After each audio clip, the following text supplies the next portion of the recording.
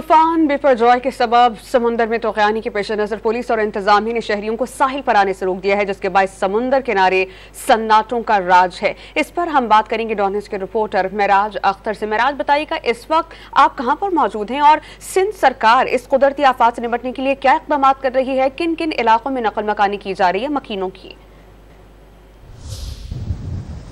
जी बिल्कुल, समंदरी तूफ़ान बिपरजॉय करीब आता जा रहा है और मैं इस वक्त मौजूद हूँ सी व्यू पर। जो महकमा मौसमियात ने पेशगोई की है उसके मुताबिक समंदरी तूफ़ान इस वक्त कराची से तकरीबन 410 किलोमीटर दूर है और तेज़ी से आगे बढ़ रहा है और केटी बंदर से यानी कि ठट्टा से वो तकरीबन 400 किलोमीटर दूर है और वहाँ भी तेज़ी से आगे बढ़ रहा है और इसकी रफ्तार में कोई कमी नहीं आई है। बहरहाल इस हवाले से जो हिफाजती इंतजाम थे वो जो है गवर्नमेंट की तरफ से किए गए हैं। साहिल पर जो है आम लोगों के आने पर पाबंदी है, रुकावटें खड़ी करके उसको बंद कर दिया गया है। अब यहाँ पर कोई शहरी इस वक्त समंदर के पास नहीं आ सकता। इसके साथ साथ जो साहिली आबादियाँ हैं, साहिली पट्टियाँ हैं, उनके पास जो बस्तियाँ कायम थी उनमें जो लोग थे उनको जो है रेस्क्यू कर लिया गया है और फौरी तौर पर महफूज मकामात पर मुंतकिल किए जाने का सिलसिला जारी है।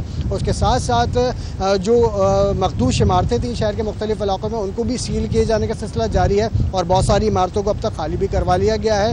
और साथ साथ ये भी बताया जा रहा है कि तेज़ बारिशें मुतवक्का हैं, आंधी भी मुतवक्का है और तेज़ हवाओं के साथ बारिश होगी तो बिल बोर्ड्स भी हटा दिए गए हैं शहर के मुख्तलिफ इलाकों से और कोशिश यही की जा रही है कि तमाम जितने भी बल्दियाती इदारे हैं वहाँ पर हाई अलर्ट कर दिया गया है और उनकी छुट्टियाँ भी मनसूख कर दी गई हैं। तमाम अमला जो है अपनी ड्यूटी पर मौजूद रहेगा कि जो भी अगर सूरत समंदरी तूफ़ान की वजह से पैदा होती है तो उसमें फौरी तौर पर जो है रेस्क्यू किया जा सके, उसके लिए तमाम इंतजाम किए गए हैं। जी।